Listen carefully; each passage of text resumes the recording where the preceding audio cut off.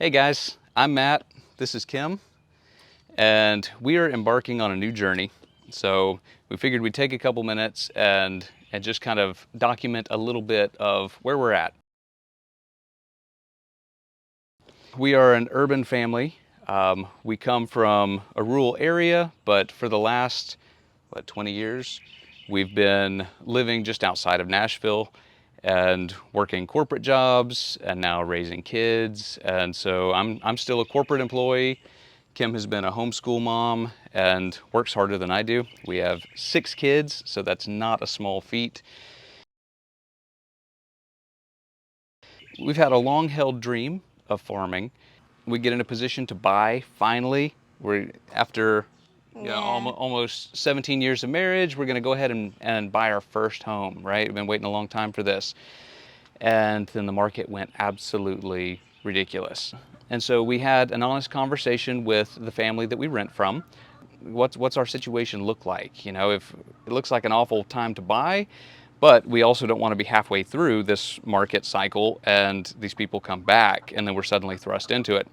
So we had a conversation and they were not coming back anytime soon. So we all agreed, well, it's probably wise to ride this cycle out. Yep. We decided, all right, this is us for a while. This is us. We got our chicken coop, so we have some egg layers. Yep.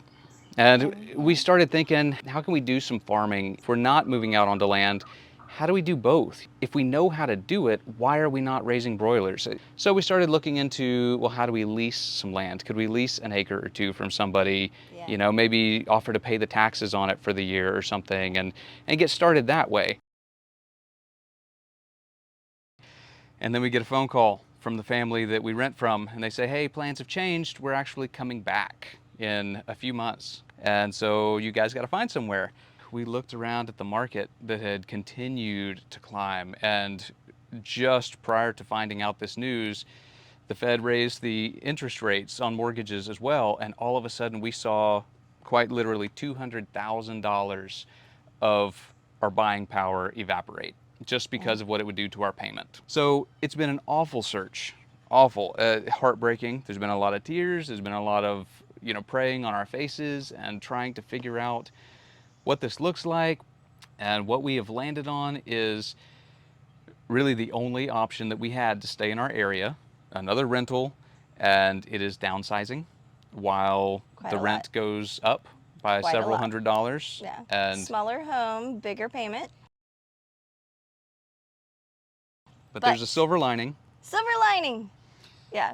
We can raise chickens. Yeah. We can raise a whole lot of chickens. It's got just a couple acres. What we would really love to do is eventually get into a situation where we are able to rotationally graze several species. Yep. Joel Salatin style. You bet.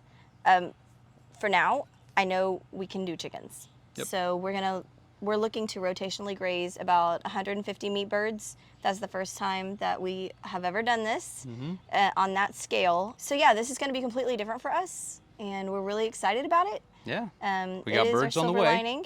We're starting small. We're doing 3 tractors at the moment, and we'll scale that hopefully in the spring when we're able to order more birds. And our goal would be to do close to 1,000 through the 2023 spring-summer growing season. So we'll see how it goes. And ideally, we were going to throw some sheep in and rotationally graze, but with I would love a cow. Yeah, we would. So chickens, clearly, cash flow the fastest. Being able to start and finish those in 8 weeks, that's hard to beat. Thus, the journey begins. Here in a couple days, we are going to make our move from this little quarter-acre suburban house in a nice neighborhood, drop into a couple acres on the edge of town, and we're going to get started. So we'll document it as we go. We figured what better time to start telling the story than as it unfolds. So you get to take the journey with us. For better or worse, you'll be along for the ride.